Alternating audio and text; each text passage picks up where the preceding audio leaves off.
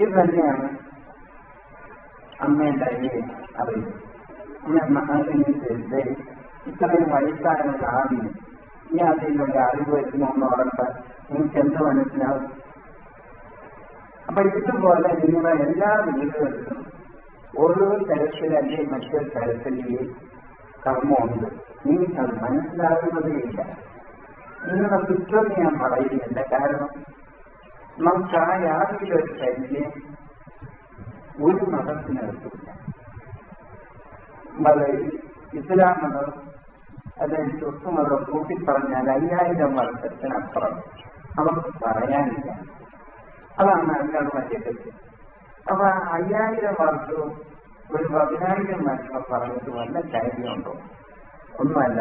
തികച്ചും നമ്മളുടെ ഈ ഒരു മന്വന്തര കണക്ക് പോലും എത്ര പറഞ്ഞാലും അവർക്ക് വരില്ല. ഒരു ത്രൈകായുഗത്തിന് തന്നെ അല്ലെങ്കിൽ ഏതെങ്കിലും ഒരു ചക്രയുഗത്തിന് തന്നെ 10000 ദിവ്യവർഷമുണ്ട്. ഇതിലേതെങ്കിലും ഒരു അറ്റത്ത് പോലും നമ്മൾ എല്ലാവരും കൂടെ കുറ്റിയ വരില്ല. അപ്പൊ ഇത്രയും വലിയൊരു കർമ്മം നമുക്ക് വേണ്ടി, നമ്മുടേതായ അറിവിന് വേണ്ടി, മനുഷ്യ ലോകത്തിന് വേണ്ടി, അല്ല നമ്മളൊരു ജാതിക്ക് വേണ്ടിയോ ഒരു മതത്തിന് വേണ്ടിയാണ് നിങ്ങൾ ആരും ധരിക്കരുത്. ധരിച്ചാൽ പോയി.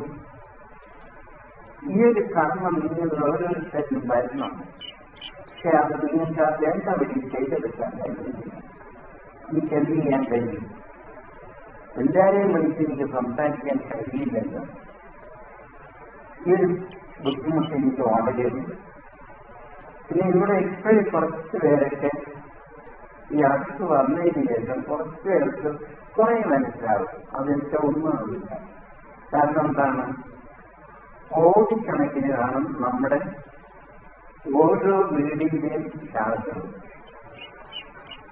അതെങ്ങനെയാണ് നമ്മൾ കണക്കെടുക്കാൻ കഴിയില്ല. അപ്പൊ എങ്ങനെയാണ് ഈ ജീവന്റെ, ചില യുക്തിവാദി പറയും, ചില ബുദ്ധിവാദി പറയും ഈ ജീവന്റെ രഹസ്യത്തെ പറ്റി ഇവർക്ക് എന്ത് പറയാൻ കഴിയും? അപ്പൊ നമ്മൾ ഇങ്ങനെയൊന്നും അല്ല നിങ്ങളോട് പറയുന്നത്. നിങ്ങൾക്ക് എന്തോ കാഴ്ചയുണ്ടായ ഒരു ഭാഗമാണ് വിശേഷനം. ഈ കാലത്ത് ജനിക്കാൻ പറ്റിയതാണ് നമ്മുടെ ഏറ്റവും വലിയ ഒരു ധർമ്മത്തിൽ ഏറ്റവും വലുതാണ്. നമ്മൾ ഈ കാലത്ത് ജനിക്കാൻ പറ്റുന്നത്.